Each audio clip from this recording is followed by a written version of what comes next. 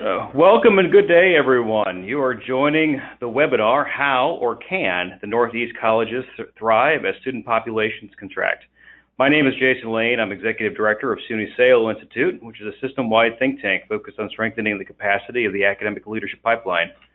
We're happy to work with our colleagues at the Western Interstate Commission for Higher Education to present data about the future of high school graduation rates in the Northeast, and how SUNY, as a network of 64 diverse campuses serving more than 600,000 students annually, is collaborating to find ways to respond to these changes.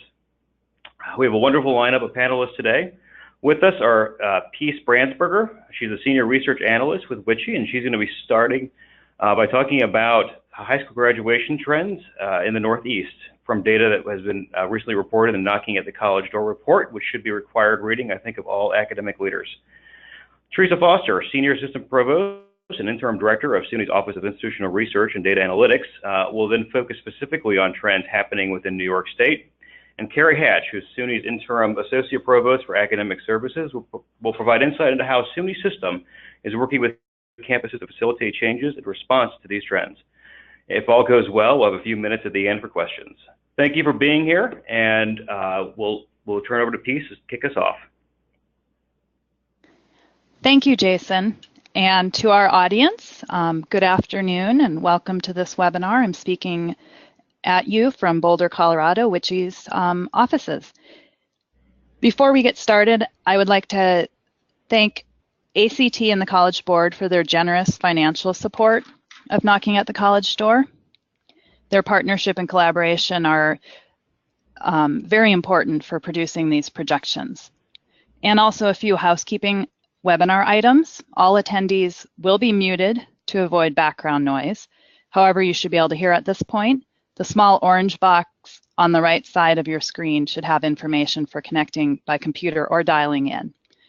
Since attendees are muted, we encourage you to submit questions or comments using the box on your webinar control panel. We are recording this webinar and we'll email a link to the recording soon after the webinar.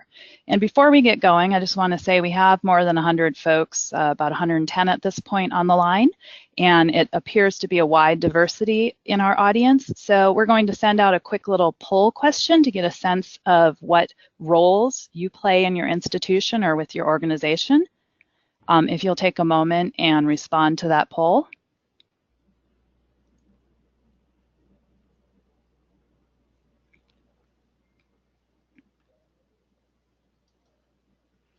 Okay, so I'll give it just a few minutes to see. This type of information is perhaps helpful for you on the phone or on the webinar, but also for our panelists to understand who's interested in the information that they're about to present. So we've pretty somewhat even balance between enrollment admissions, student academic affairs, and some other category. But right now, enrollment admissions is at the top. So during this portion of the webinar, when I'm speaking, you'll hear about the trends projected for high school graduates. The data you'll see include actual reported counts of high school graduates, generally through the class of 2013, and projections of graduates for the classes of 2014 to 2032. In the simplest terms, we use the reported actual number of graduates and reported numbers of youth enrolled in school and recently born to project the number of graduates out 15 to 18 years. If you're interested in detailed technical information, it's available in the full report at knocking.wiche.edu, but please do submit questions in the question box.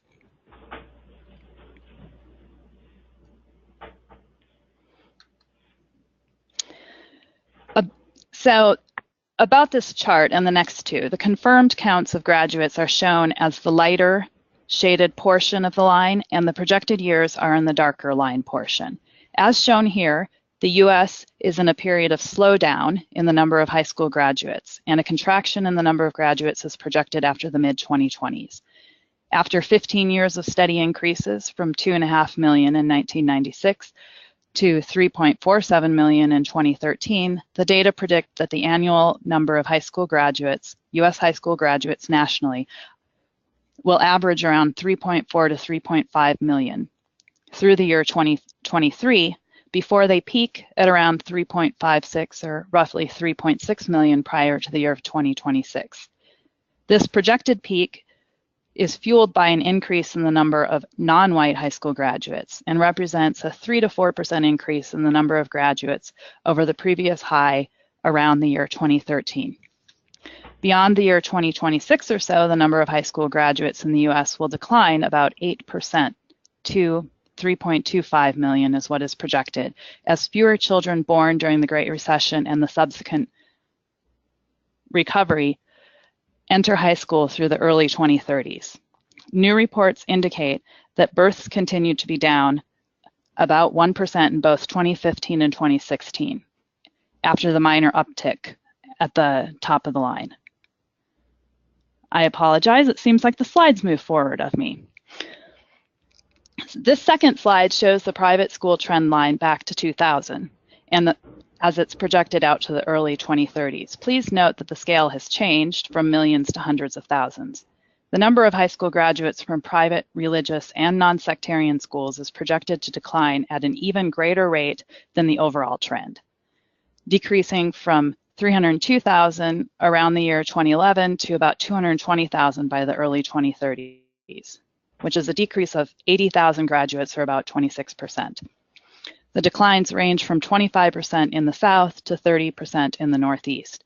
Our analysis of the private school enrollments data, which are behind the projections, indicates that the vast majority of the decline of private high school graduates is from Catholic and other religious schools, while non-sectarian private high schools are likely to produce graduates at a relatively steady rate up through the mid-2020s.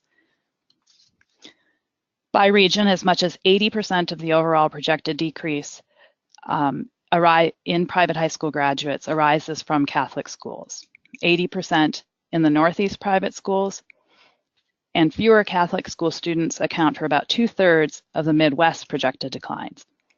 In the South and West, about 50% of the projected decrease is from non-Catholic religious schools. This displays the total number of graduates by region, beginning with 2001. The South and the West are both projected to reach new high numbers of graduates, but despite continued growth, both regions will experience average rates of increase much lower than what occurred between the early 2000s to 2013.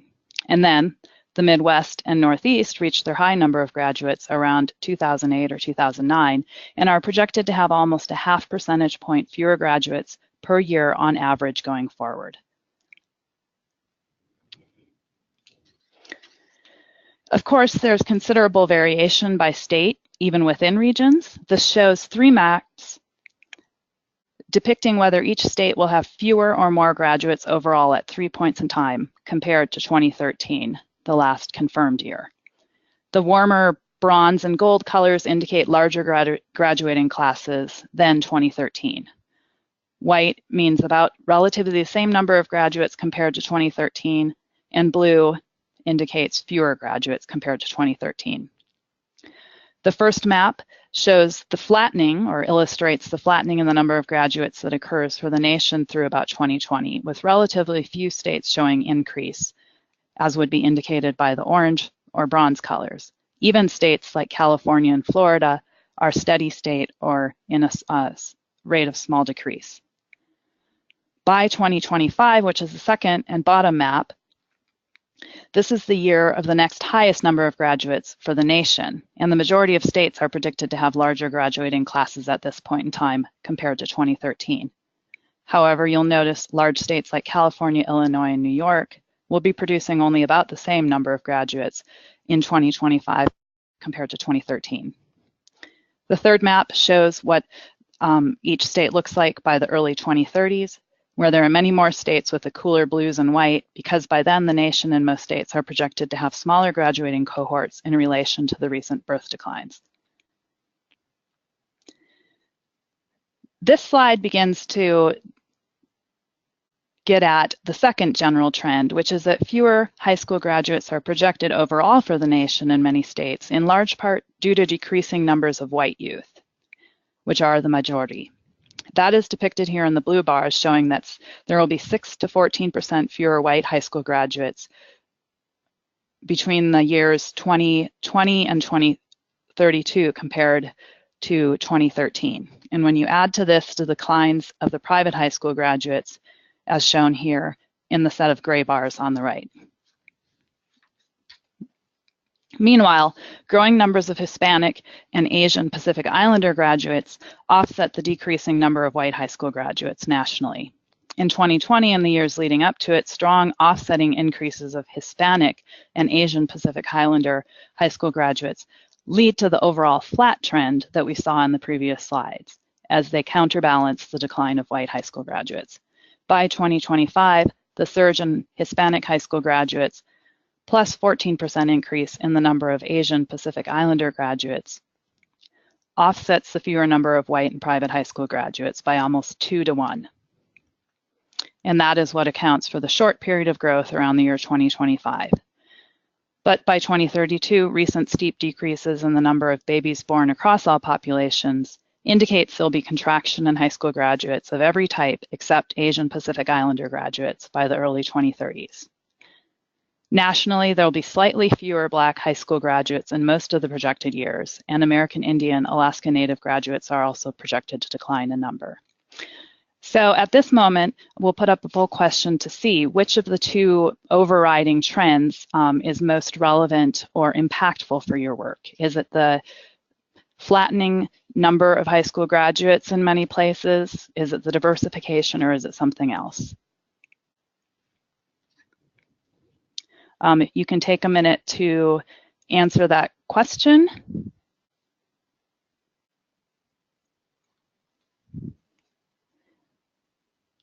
Right now, among the responses we received, vast majority in the 80% range are saying that it's the flattening or decreasing high school populations that are impacting or foreseen to be most impactful to folks' work. These last few slides before I turn it over to Teresa are a state-by-state quick glance at the theme of diversification. Strong declines of white high school graduates at the same time that graduates of other races and ethnicities generally increase in number.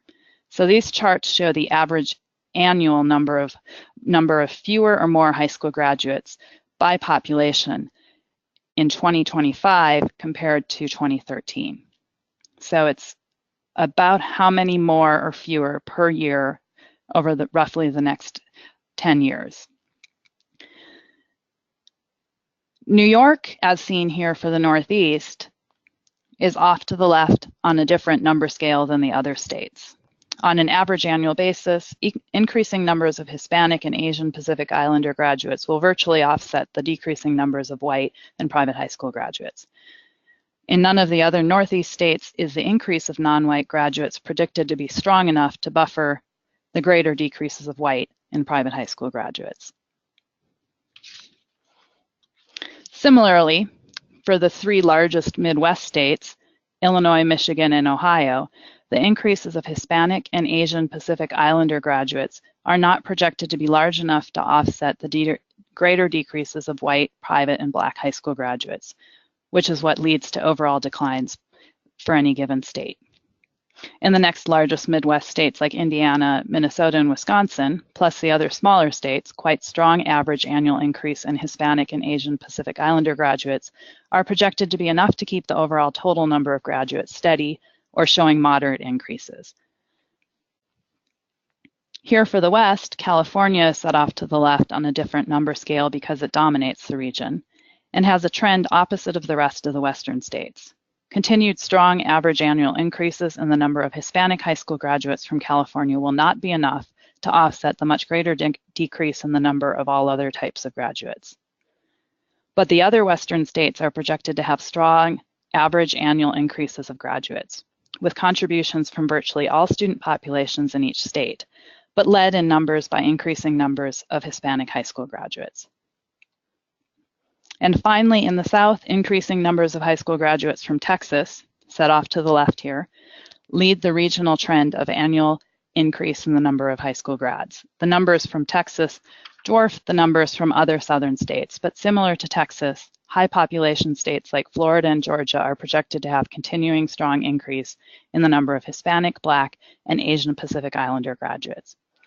North Carolina, Maryland, and Virginia will also, accepting the predicted declines of Black high school graduates. Similar patterns are projected for the other southern states to varying degrees and number of graduates. It's important to point out that while non-white graduates are growing in number, minority students typically experience graduation rates lower than the average and than white students. I would point you to a new set of more detailed projections we've just released for male and female graduates available on our website, knocking.wiche.edu, which helps to quantify how the graduation gaps for minorities and males hold back the total possible number of graduates.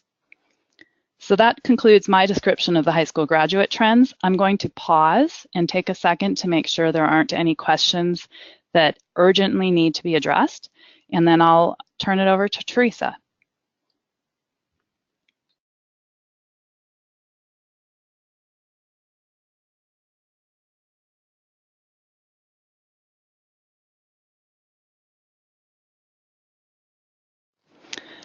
There is one question here that I should elaborate on briefly.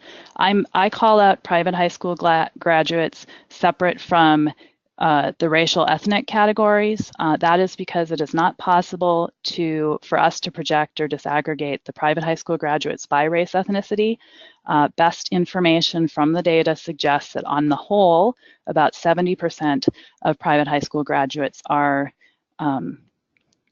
from the white population. That, of course, varies by type of school and by locale, but on the whole, and the national trend, private high school graduates are more likely to be white than any other race ethnicity. I have some questions about talking a little bit more about how the forecasts were made. I'm going to hold on that, and perhaps over the next few minutes while other panelists speak, I suggest that you take a look at the publication on the website because it provides a lot of detail, and then as we get to question and answers at the end, I might be able to say some more. So I'm going to turn this over to Teresa now. Hi, thank you, Peace. Let's see it. Peace, we don't see the buttons to advance. There we go. Okay. This is just the header. So Carrie Hatch is with me, and we are going to talk about how SUNY is using this data to inform change and how SUNY is supporting its 64 campuses in responding to changing demographics.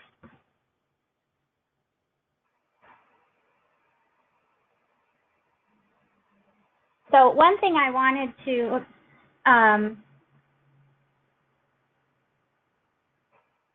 we are advancing too fast. Okay. One thing I wanted to note and to thank WICHE for is how they have made their data so easy for all of us to use. In addition to the publication and the printed tables, if folks aren't aware, their data is available on their website for download, and you can look at it in any which way you want, which is what we've been doing. So we downloaded the data set, and this first chart looks at the high school graduates by region. Like Peace showed in her slides, we just looked at it a little bit differently, showing the South up at the top, then the West, Midwest, and Northeast. We then selected certain states. 93% of SUNY undergraduate students are from New York State, so the New York State high school graduate numbers are, of course, very important to us, but 4 of our 5 top feeder states are New Jersey, Pennsylvania, Connecticut, and Massachusetts, and New Hampshire, Maine, and Vermont are also very important feeder states to us. So we wanted to look at the relative numbers of high school graduates and what was happening with them across the states. New York looks like it's in pretty good shape. We're also excited about the new projections going out to 2030-31. So we've been working with the latest data. New York, relatively speaking, has many more high school graduates than the other states, and we get a sense from this just how each state is faring. So then we wanted to take a relative look at the numbers, and we started by looking at New York State, and we took the maximum year, the year of the maximum high school graduate number, which was in, I believe it's 2009-10, and we normalized all the other data points to that to get a relative look as to where New York had been and where we're going in the future. And we can see that out in 2024-25, we expect to see that high point again and then the slow decline. We thought it would be interesting to also look at this for our neighboring states, so we did that. And here's what that chart looks like. New York is again in good shape, especially when compared to our neighboring states, which are looking to take a big decline. Obviously, it's important for us to know this information for our own planning purposes because, like I said, so many of our students come from New York State, but it's also good information for us to have because it's reasonable for us to expect that with our neighboring states with their high school graduate numbers declining, they might be marketing more heavily in New York State for our high school graduates. This next chart, we just combined the WICHE data with our SUNY undergraduate enrollment data to see how the data mirrored each other. We can see a pretty strong correlation. We've also looked at the WICHE data against our first-time enrollment data. The correlation is remarkably strong, and we even, for fun, we did that for all states in the country, and we see the same high correlation across all states. The gray there, we grayed out, that's the recession period where we increased. So those are the raw numbers. We're also interested in the distribution of the race ethnicity of the high school graduates. Peace touched on this. You looked at it in one way. I'm just sharing how we at SUNY looked at it for our purposes. We looked at these snapshots in time of the race ethnicity distribution of New York State high school graduates to see where we've been, where we are, and where we're expected to go. And as Peace noted, the New York slice is expected to drop. The Hispanic is supposed to increase, but then with their latest projections, we can see it seems to stabilize a bit and stay steady. So we looked at then our SUNY data, and you can see the same change in our SUNY data. So fall 2006, fall 2016, our white population went from 66% down to 57%, and our Hispanic population of students went from 6.1% to 12.3%. Pretty significant differences. So why is this so important to us at SUNY? One reason is the difference in success rates. So we're looking at this for retention rates, first year retention and second year retention rates, but for purposes of time for today, I'm going to talk about the graduation rates. So we looked at this over time. This is not for all minorities, it's for underrepresented minorities, which for our purposes include Black, Hispanic, Native American, Pacific Islander groups, as well as 2 or more races if one of those races is one of the aforementioned groups. So this is, the numbers are probably, might be hard to see, but that first number there is 5.4. So over time, for our 2-year associate degree graduation rates, we went from 5.4% to 7.6%. If we looked at those rates alone, we would probably be very, very pleased. We would pat ourselves on the back for a job well done. However, when we look at them compared to the non-URM rates, we see those rates went from 14.6 to 19.6. So the increase didn't keep pace. The increase for the URM population did not keep pace with the non-URM population. And you can see that if the 2-year associate graduation rate, the gap between the two groups went from 9.2 percentage points up to 12. When we look on the right-hand side of this chart, that's the 3-year associate degree graduation rate.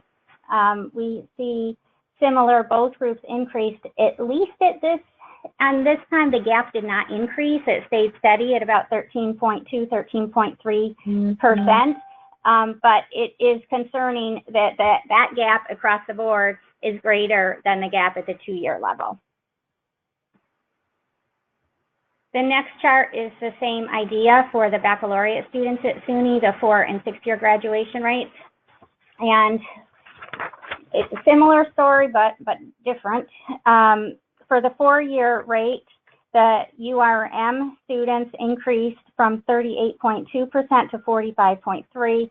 The non-URM increased from 50 to 56.6. That graduation, or that gap there, the achievement gap, stayed about the same, which is good. I guess that it didn't get bigger, but our goal here is to decrease it, so we're not doing a very good job decreasing it at this point. And over on the right-hand side of the screen, the sixth-year baccalaureate graduation rate, you see a little bit more variability over there. The good thing on this chart is the opposite of what we saw on the last slide, and that those gaps across the board here are actually smaller. So as we get further out in the number of years, the achievement gap decreases from the 4-year to the 6-year. The last slide that I have, the data, this probably looks very confusing on your screen, and I want to note the point here is not to try to read all these numbers or the text. The point is just to get a quick visual idea of the variability that we see across our vast system. So the chart on the left-hand side is for our baccalaureate students. It's the 6-year rate, and that ranges from 15.9% to 86.7%. And the achievement gaps range from 3.8 percentage points to 22.3. Those are big ranges. On the right-hand side of the page, those are our associate degree students and their 3-year graduation rates. Over there, we have a range from 19.3% to 79.2%, and the percentage points range from 3.1 to 29.3. Again, very large ranges. So this is important for us because it's nice, and we need to look at the system level and the sector level, but we always at SUNY need to keep in mind that our campuses are all different. They're all in different places. And when we do our planning, we have to work with that. So this ties into some of what Carrie's going to talk about, and in general, that's increasing successful outcomes in general, that's focused performance improvement plans, campuses working more collaboratively, sharing best practices, things like that. And now Carrie is going to take over. And is it just the return key? I was just pressing this. Oh, I was just doing return. Okay. Afternoon, folks. My name is Carrie Hatch. I'm the interim senior associate provost for academic services.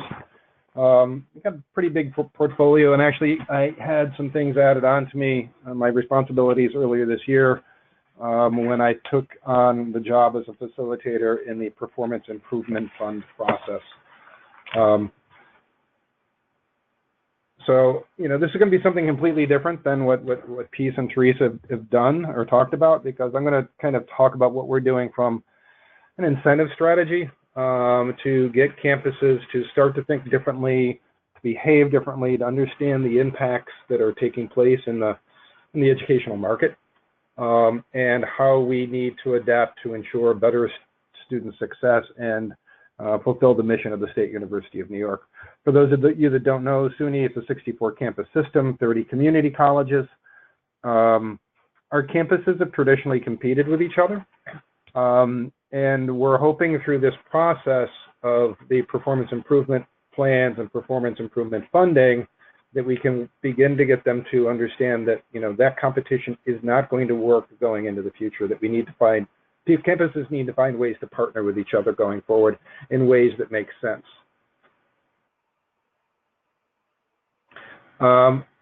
This shows you some of the things that have taken place, 63 campus meetings. It actually started with a process where we asked campuses to submit performance improvement plans, basically looking out 5 years and saying what targets did they want to hit associated with metrics that we released.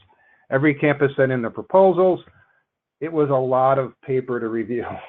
And honestly, we didn't do justice to the time the campuses put into the proposals to digest the information here at the system office. So we wanted to change it up a bit in the following year. Rather than ask them to resubmit and ask how they were doing, our provost and our chief financial officer primarily engaged campus leadership in 2 to 3 hour meetings where the campuses could kind of talk about what they were doing, where their pressure points were, how they were adapting and how they wanted to move forward.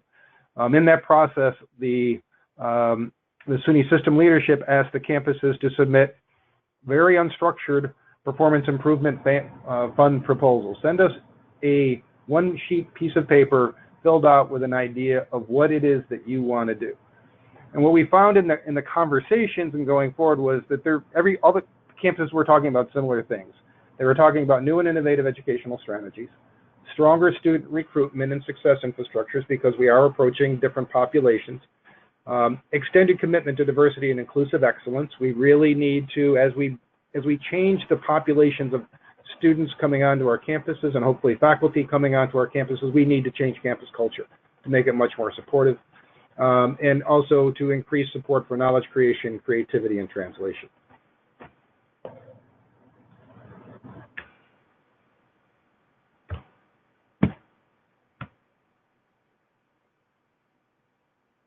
I'm waiting for my slide to advance. Hold on.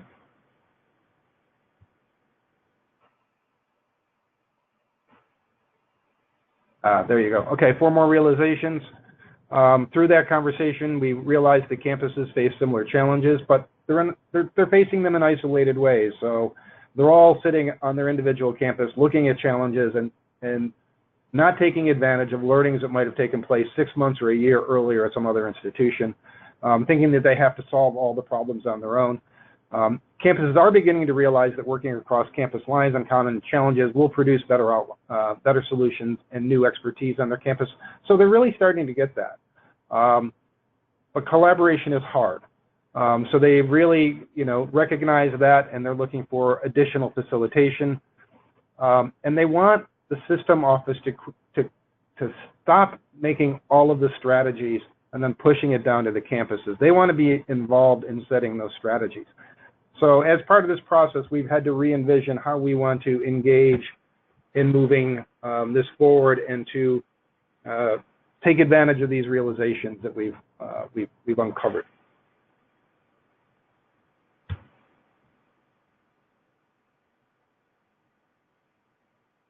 Peace, I'm having a hard time, and there we go. Advancing the slides. Do you have, looks like I've got a bit of lag here on our network. Can I just ask you to advance the slides? Will that work? Sure, that's good. Okay. So part of what we're doing is we looked at this. We're also in this process thinking about how the SUNY system office can behave differently. What different role can it serve to support our campuses? Normally, we provide policy, we provide strategy, and we provide directives. We don't always help campuses as best we should. So we are now starting to think about how can we do that better, and how can we as a system office facilitate campus engagement in each of these priority areas to help them develop short and long-term action plans. So what we can do is kind of act as the facilitator in those cross-campus collaborations. Next slide, please.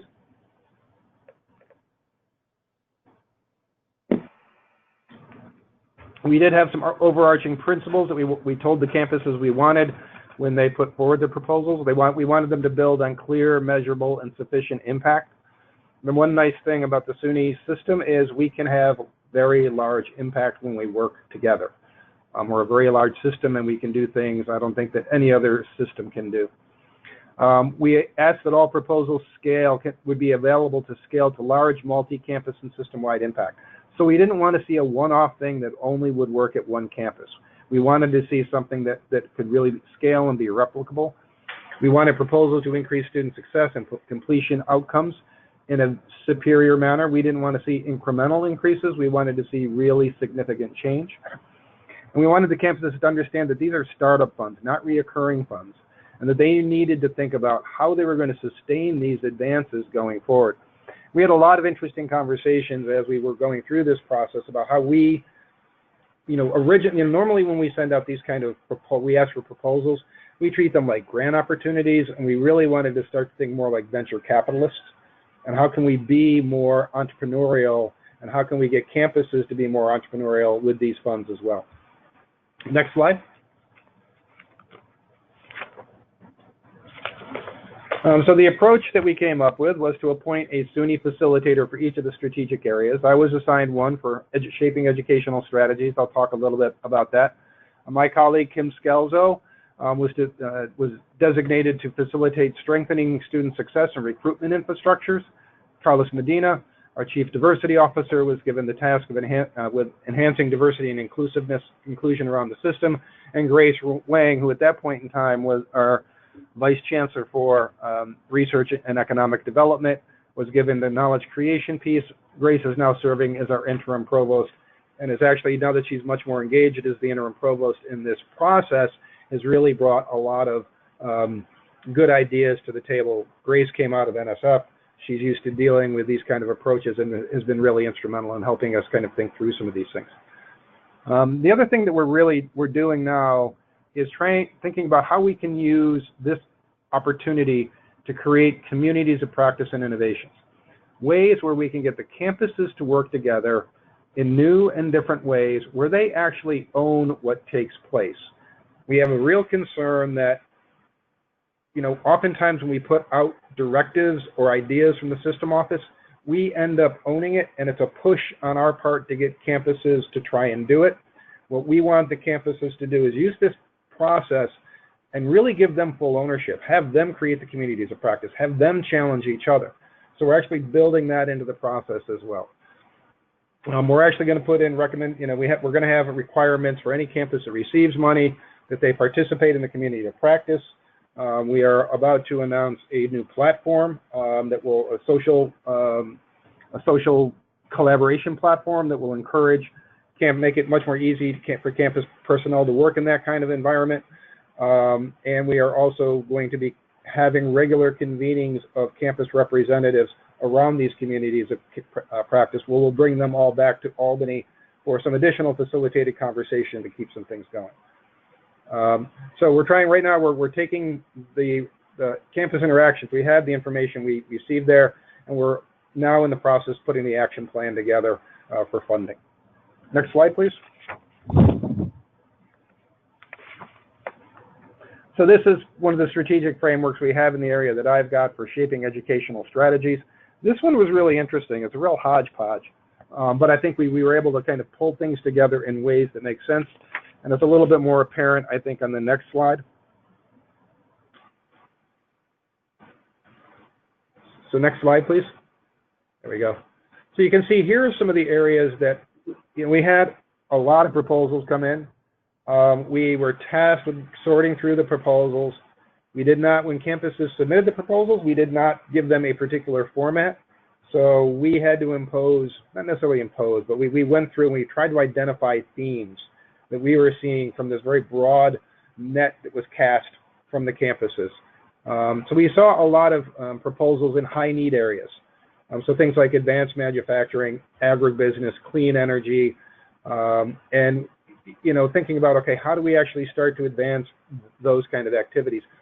And really, when we brought campuses together, really interesting conversations, when we brought people from around the state that were focused on thinking about agribusiness and watching the conversations that took place as they sat next to each other and really seeing the energy of what they started is they said, hey, look at my proposal. Well, look at your proposal. We've got these areas that are in common. Can we work together?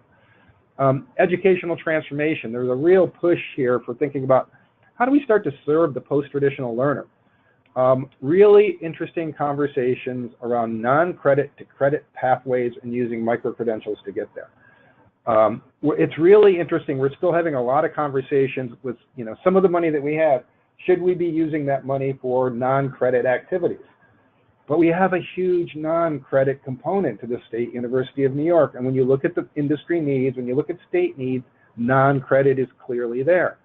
How do we get it to align with credit better is really where we're starting to take the push now.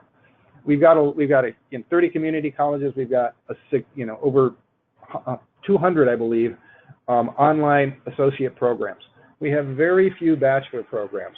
And we've got students that are coming out of our community colleges and online programs that do not have anywhere to go to get their bachelor's degree. We finally got some of our colleges through this process to understand that there's a real need there. There's a real market there. It's not going to cannibalize their current, the student population that's going to be on campus. Also a lot more collaboration in the online space, looking at undergraduate research as a part of this as well. We got some new money this year that went into this pot. It's for apprenticeship, which is really kind of fascinating.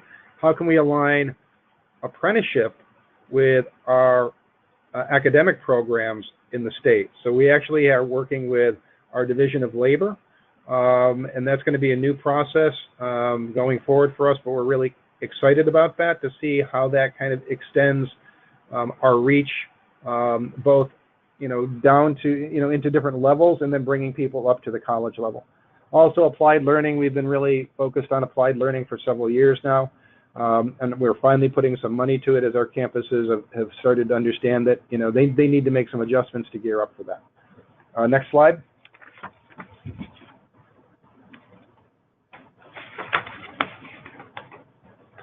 I'm not going to go through all of these, but I will say that one of the things that came up was the sense that we need better infrastructure to reach our prospective students, and then to keep them and get them through to completion when we have them on our campuses.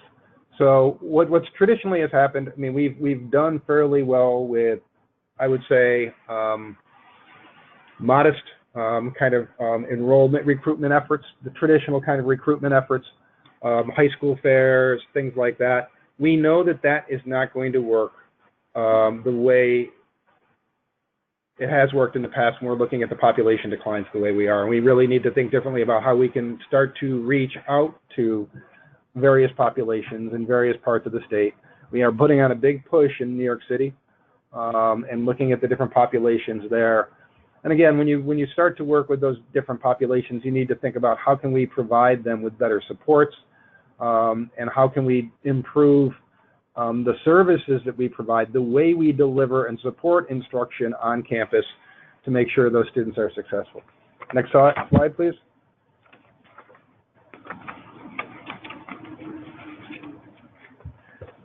Enhancing diversity and inclusion across the system. Again, this is something that we've been working on for a couple of years now. Campuses recently had to submit a diversity plan. This funding on the diversity and inclusion piece is actually taking the efforts that they put forward in their diversity plans and putting some money behind it so that they can actually have some resources to start to achieve on the things that they said they wanted to achieve on. And we think this is really important work, because this is where we change the campus culture. This is where, hopefully, we change community culture. Hopefully, this is really the kind of environment that we can create where everything else starts to come together. So we're really excited about all the pieces that came into this. Next slide.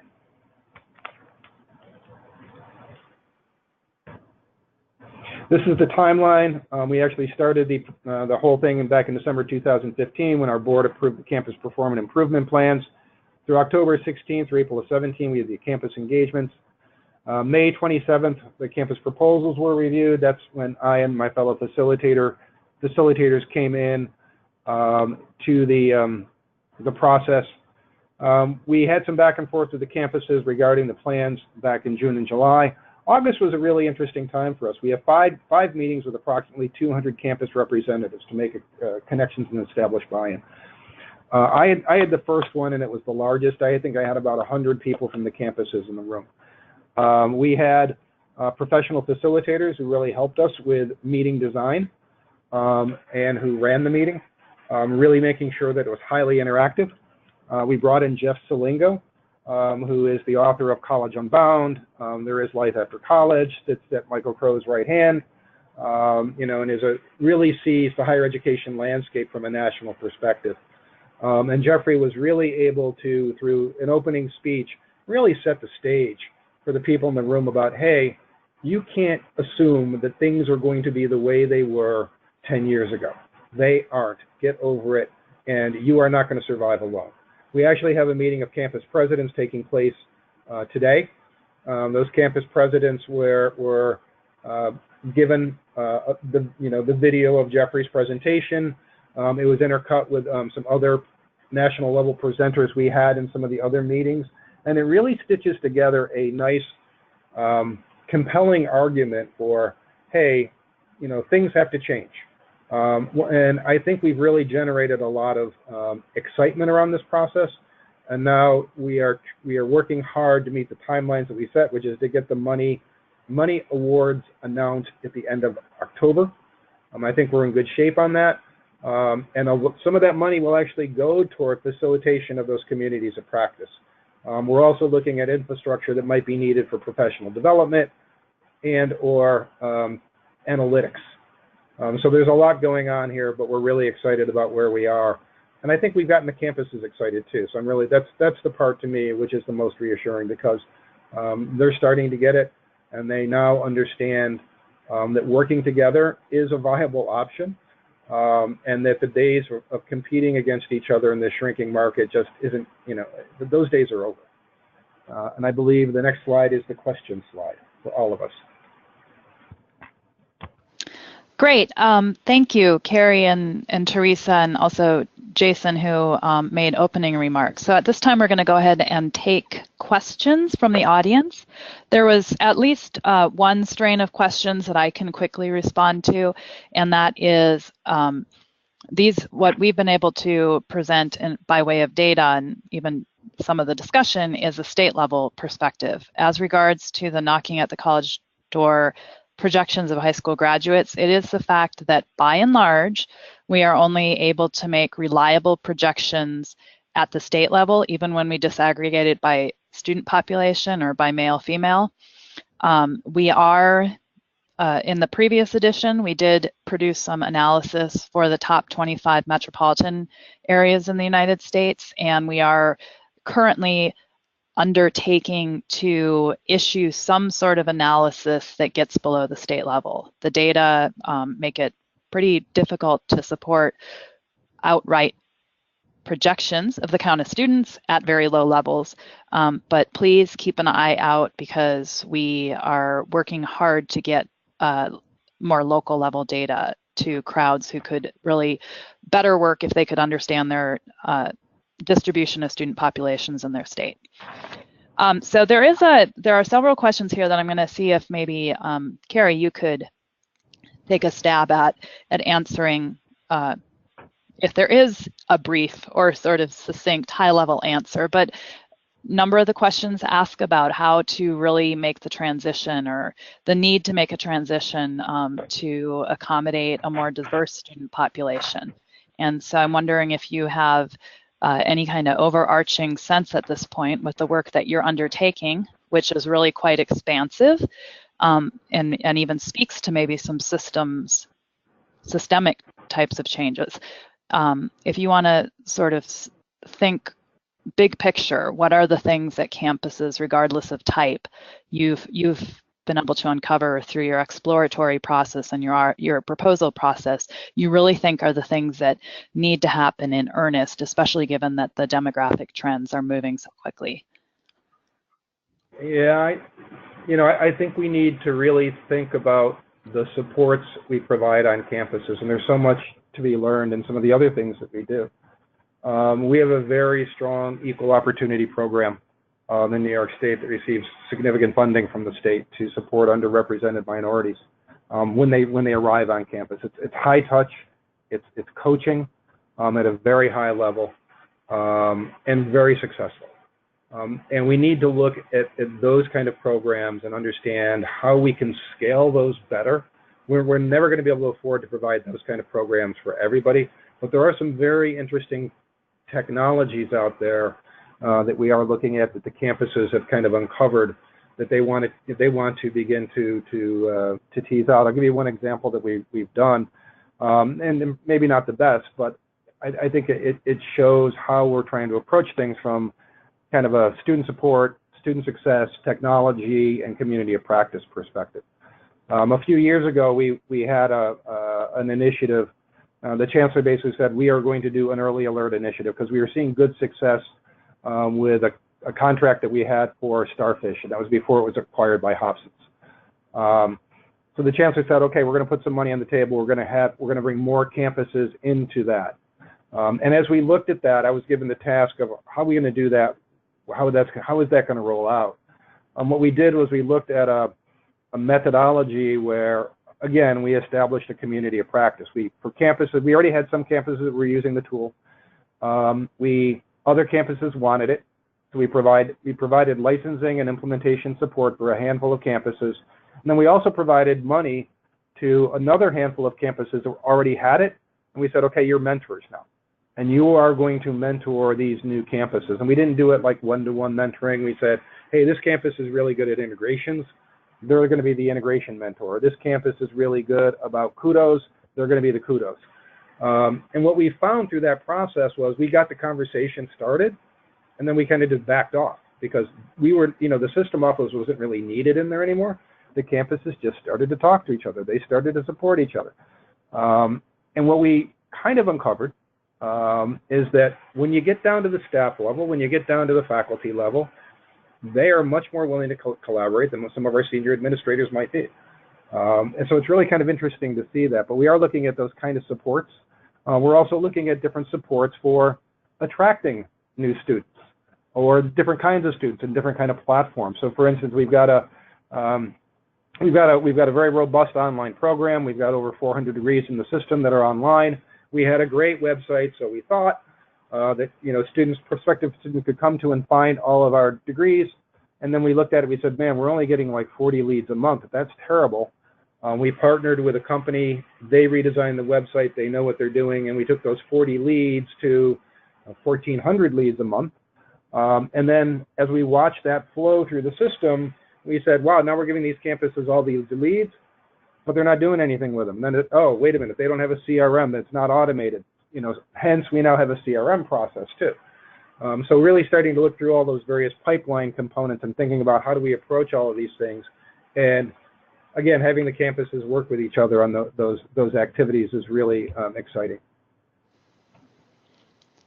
Okay, that was, really on a great answer to a really large question, and I think useful even just outside of a large state system such as yourself. Is at the very least, I heard some tones of partnership and collaboration that don't necessarily have to exist only in a public system, and that there are colleges and universities who might be able to borrow from each other as student populations contract and change. So yeah, it was really interesting. In Jeffrey Solingo's presentation, he actually gave a lot of examples of, sometimes system partnerships or geographic partnerships might not be the best partnerships. There might be other partnerships to be had.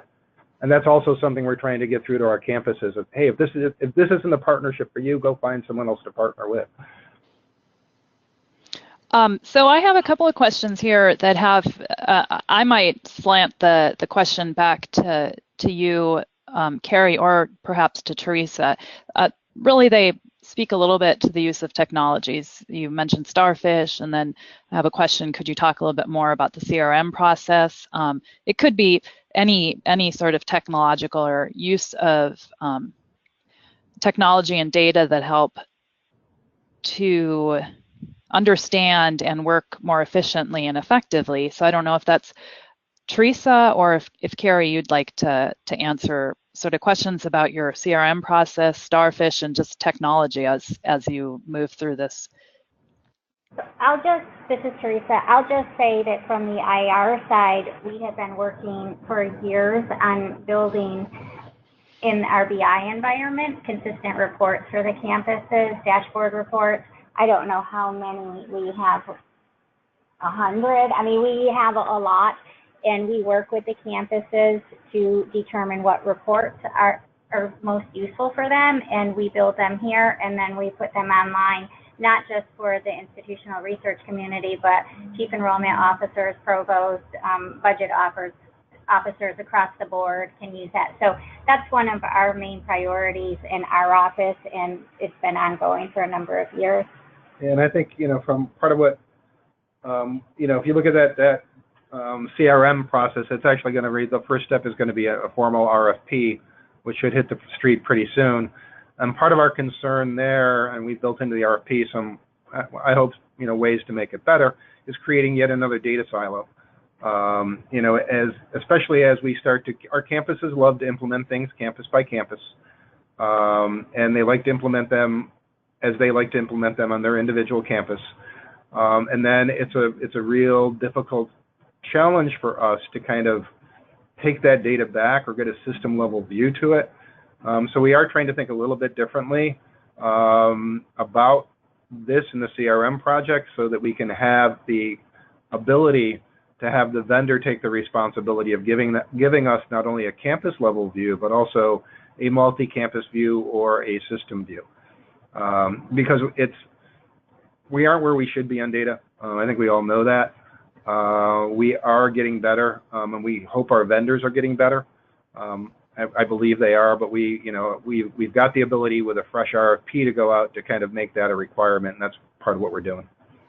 I should also add, we've been working on expanding our data beyond SUNY. So we had worked with New York State Education Department for years. Unfortunately, that's stalled at the moment, but where we've seen a lot of success is putting into place an MOU with New York State's Department of Labor. And we have been working with that data a lot over the past, 9 months or so. We have a preliminary first set of reports, and we're doing those reports for all the campuses, and we'll be developing more in conjunction with the campus needs too. So that's been a very big data development for us. One other piece I'll jump in and add to piggyback on Teresa is we're also looking at we're launching a pilot project to a couple of our campuses, a third-party provider, to begin to look at learning analytics in a more focused way to say what is actually having an impact on a student's learning, both in terms of what they do during the school year and tying that to labor data afterwards. So does an applied learning opportunity really have an impact?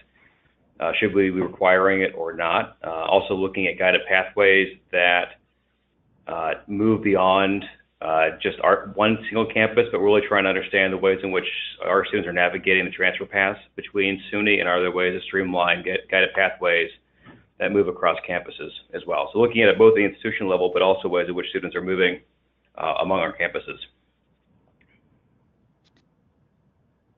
Thanks, Jason. So we have 2 minutes before we will close the webinar. And I don't have any other current questions in the queue, which is probably good since that's hardly any time. But I'm wondering if there's someone among our three panelists who would wanted to return back even to what we entitled this webinar, which was how Northeast colleges thrive as student populations contract. I mean, given what you have to work with, if someone wants to make any final remarks about that, which was sort of a pretty controversial or starkly stated title for our webinar in any case.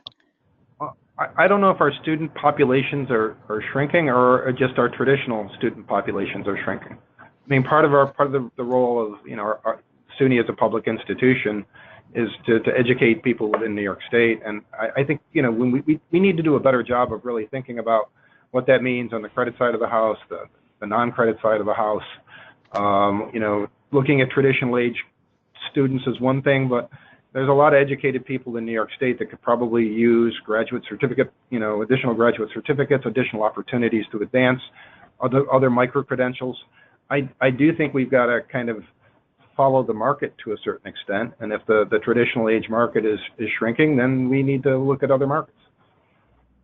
I'll just add that Paul Wilner in my office has been looking at this the last week or two, and from what we can gather with our own research and from research searches, literature searches, the majority of people do give college a shot these days, and so I think that a lot of the focus needs to be, and a lot of our focus currently is, on helping people complete and figuring out why they're not completing, how we can help them complete.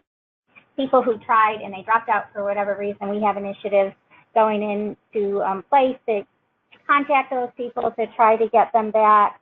We have a new prison education project we're working on, the Cradle to Career, having our colleges work with the high schools to make sure that those high school graduates are prepared to not just give college a shot, but to succeed in college and actually get their degree. I think to answer the question that was the title of the webinar, the answer is yes, it's possible that colleges can survive in this this downturn. it's going to take a significant rethinking of the way we operate, though, and questioning all of our traditional practices and policies that institutions, including SUNYs, have been largely geared toward recruiting, admitting, retaining a traditional college student. And as we think about the post-traditional environment, whether it means moving online, moving to an more adult population, a more diverse population, the way we recruit is going to have to change. The way we retain is going to have to change. The way we deliver education is going to have to change.